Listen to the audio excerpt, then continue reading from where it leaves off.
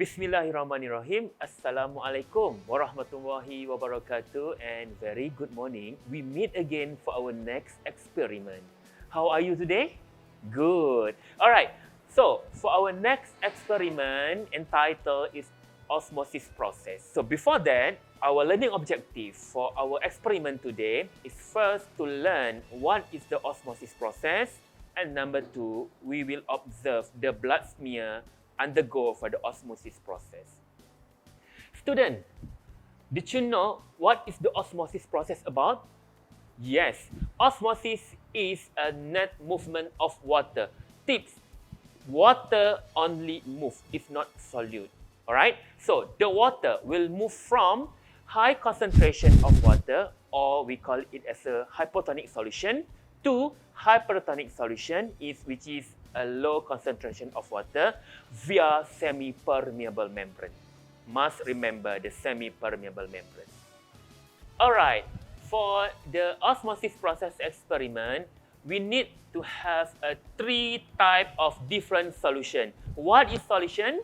Solution is combination of solvent and solute. So from here, we can see we have three type of solution. First, we call it as a isotonic solution. Next is a hypertonic solution. And lastly, certainly not least, is a hypotonic solution. Student, what is a hypotonic, isotonic, and hypotonic solution? Yes, you already learned from our class. The hypotonic solution is considered as a distilled water. However, for the hypertonic and the isotonic solution, here we will use for the 0.9% of the natrium chloride and 10% of the natrium chloride.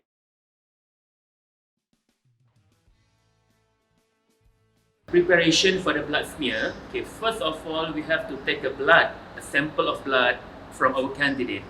Okay, the step will be, okay, you can choose any fingers and use a sterile alcohol swab. Just clean up the fingers properly and use the lancet to pinch off the finger until the blood come out.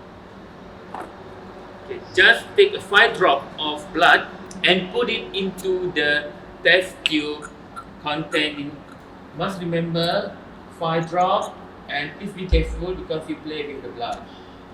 After this, you must remember what is going to happen for the blood when we put it into the different type of the solution, hypotonic, isotonic, and hypertonic solution. Must be a different result because blood is considered for the animal cell. Okay, animal cell, we don't have the cell wall. So, I guess you know what is our observation at the end of this experiment. Alright, so now we will observe the result at the end of this experiments. Okay, so after we put the 5 drop blood into this test tube containing the different type of the solution, so we start from hypotonic first. Okay, so if you can see here, the hypotonic solution, the color, okay, the color of the solution is very clear, crystal clear. Okay, next will be the hypertonic solution. The hypertonic solution, the color of the blood is a little bit cloudy. And last one is the isotonic solution. Okay, the color of the isotonic solution is no difference. So it is show when you put a blood into these three different type of solution, the process of osmosis was occurred.